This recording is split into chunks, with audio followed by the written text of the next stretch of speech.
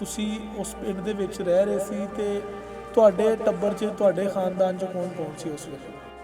ਉਸ ਵੇਲੇ ਸਾਡਾ ਬਾਪ ਮਾਈ ਸੀਗੇ, ਸਾਡਾ ਦਾਦਾ ਸੀਗਾ ਤੇ ਇੱਕ ਸਾਡੀ ਮਾਈ ਦਾ ਮਾਮਾ ਸੀਗਾ। ਇਹ ਸਾਡੇ ਜੀ ਸੀਗੇ, ਤਿੰਨ ਕੁ ਭਾਈ, ਅਸੀਂ ਹਾਂ 4 ਭਾਈ ਅਸੀਂ ਸੰਗਾੜੀ। ਇਹ ਸਾਡੀ ਫੈਮਿਲੀ। ਮਾਲ ਡੰਗਰ ਜਿਹੜਾ ਸੀ ਉਹ ਕਿੰਨਾ ਕੁ ਸੀ ਤੁਹਾਡੇ? ਮਾਲ ਡੰਗਰ ਸਾਡੇ ਕੋਲ 2-4 ਮੱਝਾਂ ਸੀਗੀਆਂ, 2 ਬੈਲ ਸੀ ਹਲ ਵਾਹੁਣ ਵਾਸਤੇ। ਇਹ ਲੋਕਾਂ ਨੂੰ ਪਤਾ ਹੀ ਨਹੀਂ ਸੀਗਾ ਵੀ ਇਹਦਾ ਮਤਲਬ ਕੀ ਹੈ ਵੋਟਾਂ ਦਾ। ਲੋਕਾਂ ਨੂੰ ਇਹ ਪਤਾ ਹੀ ਨਹੀਂ ਸੀ ਹੈਗਾ। ਮੁਸਲਮਾਨਾਂ ਨੇ ਬੜੀਆਂ ਵੋਟਾਂ ਦਿੱਤੀਆਂ, ਉਹਨਾਂ ਦੇਗਾਂ ਚਾੜੀਆਂ ਸੀਗੀਆਂ, ਇਸ ਬੰਨੇ ਕੁਛ ਵੀ ਨਹੀਂ ਸੀਗਾ। ਤੇ ਉਹ ਵੋਟ ਇਸ ਪਾਸੇ ਘੁੰਮਦੇ, ਉੱਧਰ ਜਾਂਦੇ, ਨਾ ਚੌਲ ਖਾਂਦੇ ਨਾ ਵੋਟਾਂ ਕਾਂਗਰਸ ਨੂੰ ਪਾਈ ਜਾਂਦੇ।